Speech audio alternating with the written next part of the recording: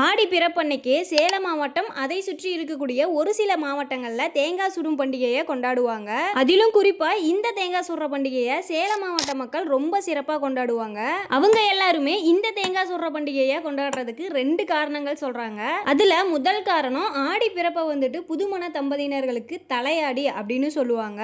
அந்த தலையாடியில புதுமண தம்பதியினர்கள் தேங்காய் சுடுறதுனால அவங்களுக்குள்ள இருக்கக்கூடிய தீய எண்ணங்கள்லாம் விலகி நல்ல எண்ணங்கள் உருவாகி அவங்களுடைய வாழ்க்கை இனிமையாக மாறும் அப்படின்றதுக்காகவும், செல்வ வளம் விவசாயம் பெருகி ஆண்டு முழுக்க குடும்பத்துல மகிழ்ச்சி இருக்கும் அப்படின்றதுக்காக இந்த தேங்காயை சுடுறதா ஒரு நம்பிக்கை அந்த ஊர் மக்கள் கிட்ட இருக்கு. இது முதல் காரணம். இந்த தேங்காய் சுடுறதுக்கான 2வது காரணம் மகாபாரத கதையோட தொடர்பு படுத்தி சொல்றாங்க. அது என்ன அப்படின்னா, கொங்கு மண்டல கிராமப்புறங்கள்ல மகாபாரத போரானது ஆடி 1ல இருந்து 18 நாட்கள் நடந்ததா ஒரு நம்பிக்கை இருக்கு. இதனால போர் தொடங்கப்பட்ட நாளான ஆடி 1 அன்னைக்கு தர்மம் ஜெயிக்கணும் அப்படின்றதுக்காக தேங்காய்களை சுட்டு அவங்களுடைய இஷ்ட தெய்வங்களுக்கும் விநாயகருக்கும் படைச்சிட்டு அவங்களும் சாப்பிடுவாங்க.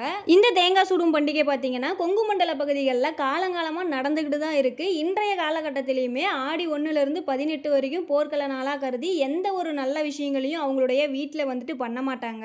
அப்புறம் ஆடி பிறப்பப்போ சேலம் பக்கமாக போனீங்க அப்படின்னா அங்கே இருக்கக்கூடிய கடைகள்லாம் பாருங்க, அங்கங்கே அழிஞ்சு குச்சிகளும் தேங்காய் கடைகளையும் நம்மளால நிறையா பார்க்க முடியும். நீங்க என்ன ஊர் அப்படின்றதையும், நீங்க தேங்காய் சுட்டிருந்தீங்க அப்படின்னா உங்க தேங்காயோட போட்டோவை கமெண்ட்லையும் போட்டு விடுங்க. மற்ற ஊர் மக்களும் இந்த ஃபெஸ்டிவலை பற்றி தெரிஞ்சுக்கிட்டோம்.